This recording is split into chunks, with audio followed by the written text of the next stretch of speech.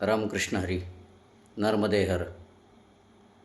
मित्रांनो, उद्याच्या 9/11/2025 रोजी मी पायी परिक्रमेसाठी आमच्या इथं वाजेवाडी गावातून प्रस्थान करत आहे. तत्पूर्वी मी पायी परिक्रमेसाठी लागणारं आपल्या जवळचं साहित्य त्याचा एक इथे व्हिडिओ बनवण्यासाठी हा छोटासा प्रयत्न करत आहे.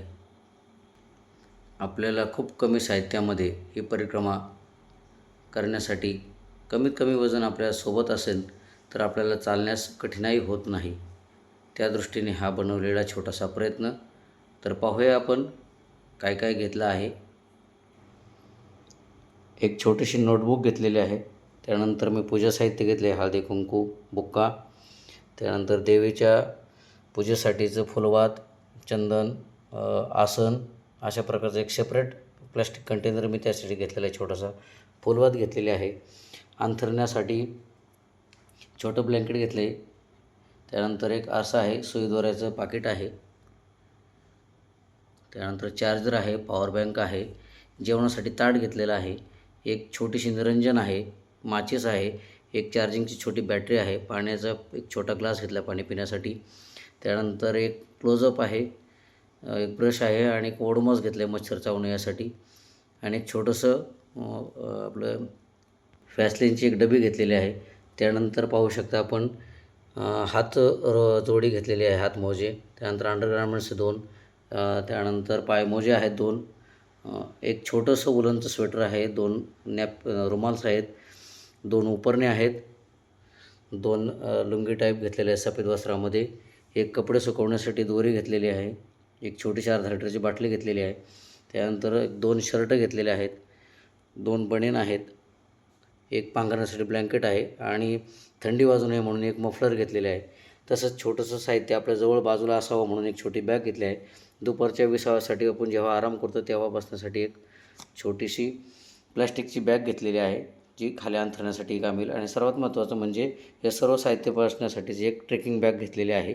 यासोबतच आपण कपडे धुण्यासाठीचं त्या ठिकाणी एक ब्रश आणि ते वेळोवेळी त्या ठिकाणी आपल्याला त्याचे पावडर किंवा साबण मिळून जातील. या व्यतिरिक्त आपल्याला ओंकारेश्वर या ठिकाणी पोचल्यानंतर एक कमंडलू घ्यायचा आहे. तसंच एक आपल्याला दंडक त्या ठिकाणी घ्यावा लागणार आहे. वास्तविक या परिक्रमेसाठी आपल्याला एक आपलं ग्रामपंचायत असेल किंवा नगरपालिका असेल तर आपण त्या ठिकाणी राहतो तिथला रहिवासी दाखला किंवा संमतीपत्र घ्यायचं आहे. त्यामध्ये आपल्या घरच्यांचं नाव आणि मोबाईल नंबर नमूद करून घ्यायचा आहे. ते सर्टिफिकेट लॅमिनेशन करून घ्यायचं आहे.